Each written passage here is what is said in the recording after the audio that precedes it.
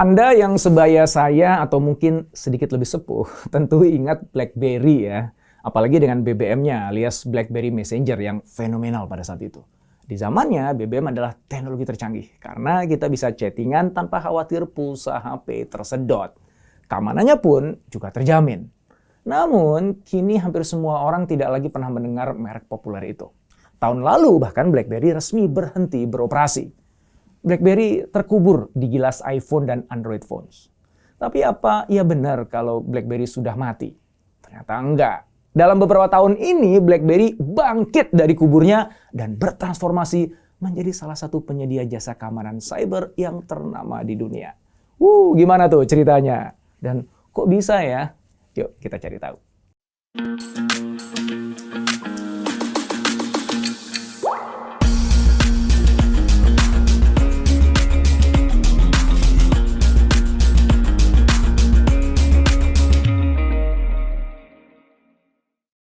Kita mengawali video ini dengan melihat bagaimana BlackBerry lahir dan tumbuh menjadi produk populer incaran semua profesional. Setelah itu, kita menukik untuk mengulas bagaimana proses kejatuhan BlackBerry dari tahtanya.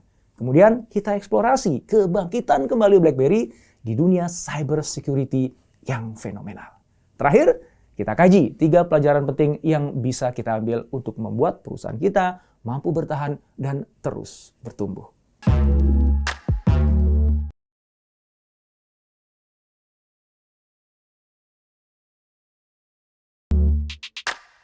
BlackBerry dikembangkan oleh Research in Motion atau RIM sebagai pengembang teknologi data nirkabel pertama di Amerika Utara. Perusahaan ini memang selalu berusaha menjadi yang pertama dalam inovasi. Di tahun 1999 misalnya, RIM berhasil membuat BlackBerry 850. Produk ini adalah pager dengan tombol QWERTY pertama di dunia. Ya mungkin Anda yang masih muda nggak paham apa itu pager ya. But follow me along ya. Itu tuh produk inovatif, sebab berbeda dari kebanyakan pager pada saat itu yang hanya bisa digunakan untuk menerima pesan tanpa bisa mengirim pesan balik. Nah, di tahun berikutnya muncul BlackBerry 957 Internet Edition. Fungsinya lebih hebat karena itu ponsel pertama yang bisa menerima email. Selain itu, ada aplikasi buku alamat, kalender, alarm, kalkulator, dan memo pad yang dapat disinkronkan dengan PC. Tahun 2002 muncul lagi BlackBerry 5810. Saya nggak tahu bacaannya begitu apa nggak ya. Sebagai handset pertama yang mendukung jaringan GSM dan GPRS. Tak lama berselang lahir BlackBerry 7230 dengan layar berwarna dan mikrofon yang terhubung dengan speaker serta browser web. Tahun 2004, pijakan BlackBerry semakin kokoh. Mereka punya aplikasi kirim pesan tanpa pulsa yaitu BlackBerry Messenger atau BBM. Aplikasi ini membuatnya tampil sebagai ponsel eksklusif dan semakin menarik minat masyarakat yang sedang gandrung memiliki handphone. Sebelum ada BlackBerry, saat itu kalau orang-orang ingin menjalin hubungan kan biasanya nanyanya gini ya, bro, berapa sih nomor lu? Nah, setelah BlackBerry muncul, pertanyaannya berubah jadi, bro, PIN BB lu berapa? Ya, ingat kan? Nah, begitulah kekuatan BlackBerry. Dia mampu menghadirkan berbagai tren pada kebiasaan orang berponsel. Apalagi mereka terus mengembangkan perangkat dengan menambahkan kamera, musik, dan perekam video. Tetapi segala kebaharuan teknologi itu ternyata tidak mampu membantunya terus unggul. Bahkan hanya untuk sekedar bertahan pun nggak bisa. Takdir menggiring BlackBerry ke titik nadir. Apa yang terjadi?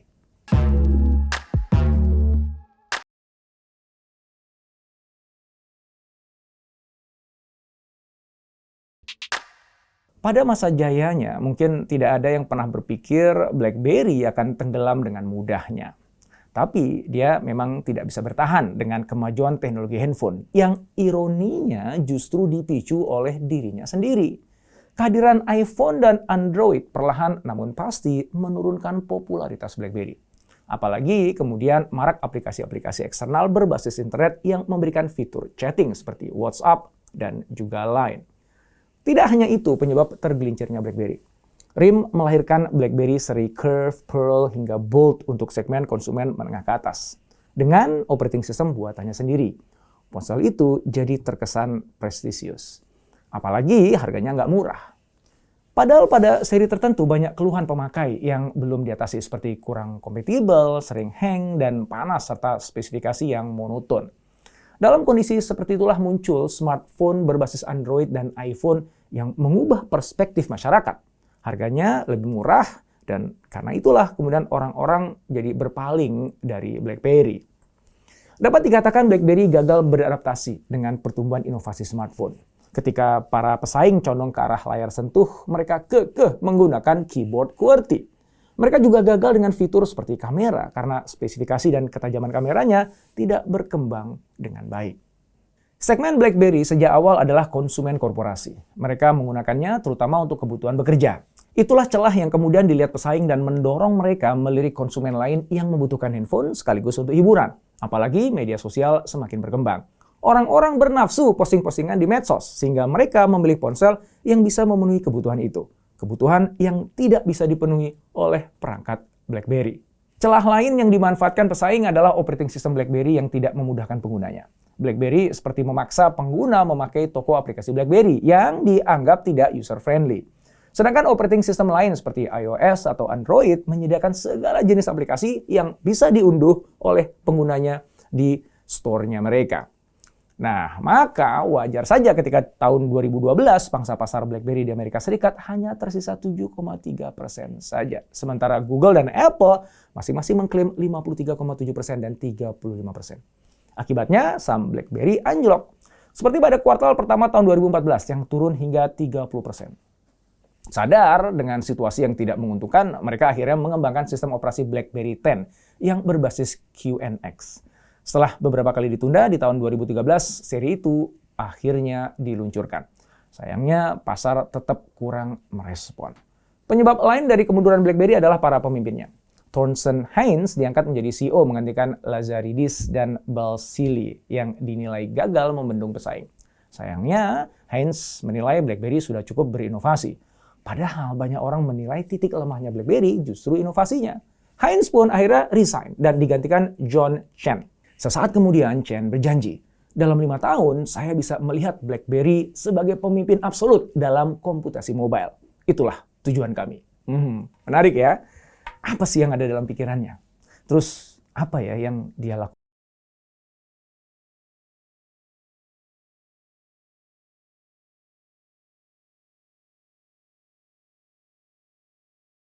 Ternyata Chen membawa BlackBerry keluar dari bisnis handphone dan beralih ke industri software cyber security dan sistem komputer tertanam atau embedded. Chen menjelaskan, kita akan menghasilkan uang di area yang tepat. Area utama tersebut adalah cyber security dan enterprise.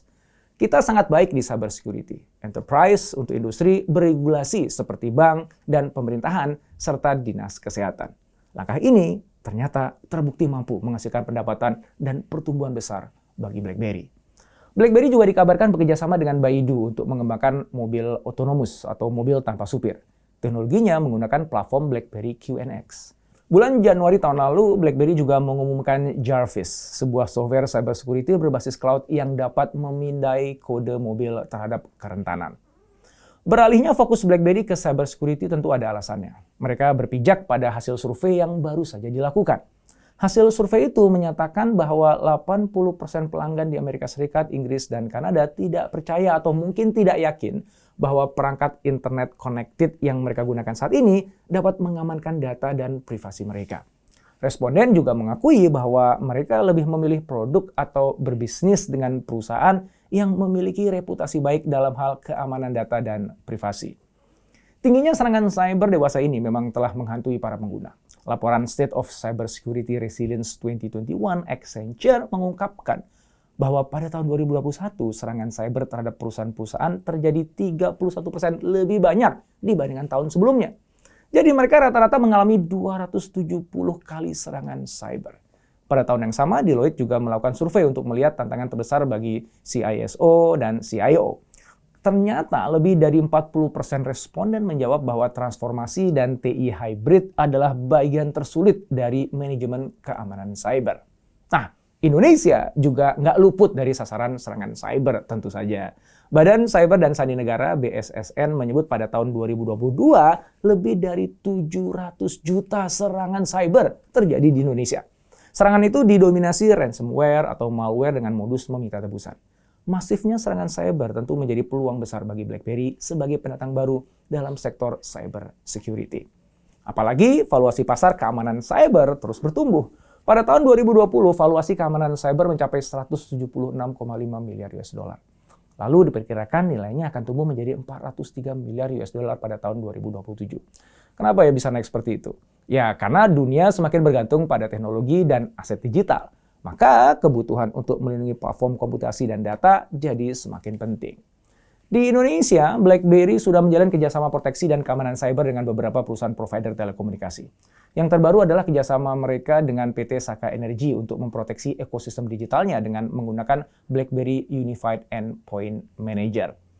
Alex Manea, Chief Security Officer BlackBerry, mengatakan, saat ini bisnis software sudah bisa melebihi kontribusi penjualan ponsel BlackBerry. Karena itu, tahun ini turnover BlackBerry dari pembuatan perangkat ponsel bergeser menjadi sistem partnership.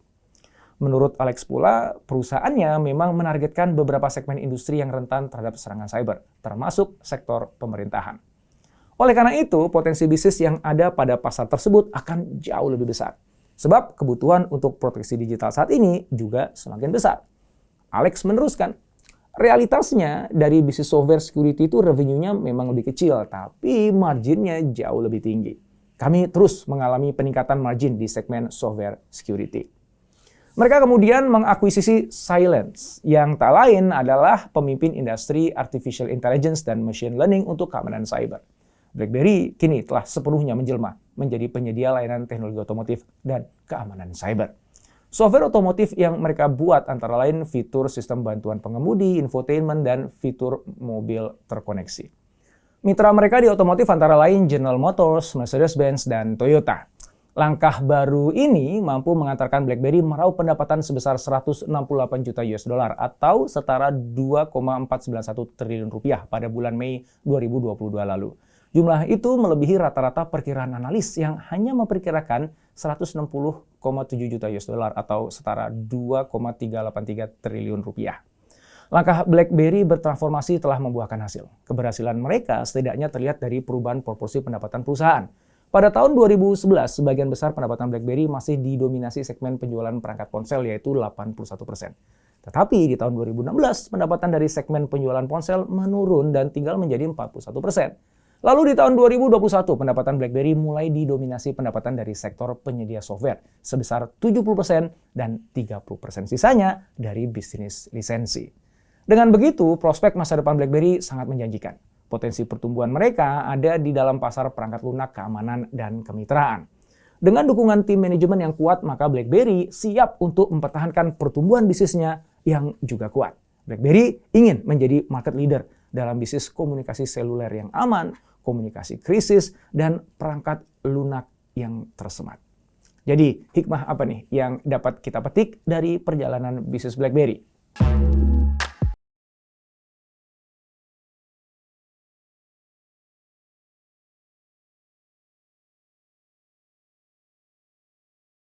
Kita ambil. Pertama, baca pergeseran kebutuhan dan ekspektasi pelanggan. Jangan bersikukuh dengan solusi atau fitur produk yang terbukti berhasil di masa lalu saja. Perusahaan kita tidak beroperasi dalam vakum. Di sana ada pesaing yang terus berusaha mencuri pangsa pasar kita. Ada juga pelanggan yang keinginannya selalu berevolusi. Dan ada juga teknologi yang terus berkembang secara eksponensial. Gagal menangkap pergeseran itu dan beradaptasi mengikutinya hanya akan berujung pada kepunahan. Kedua, jangan memaksakan diri untuk bermain dalam bisnis yang jelas-jelas Anda sudah kalah telak. Berjuang untuk mengejar ketertinggalan sih boleh aja, tapi kemudian ukur diri.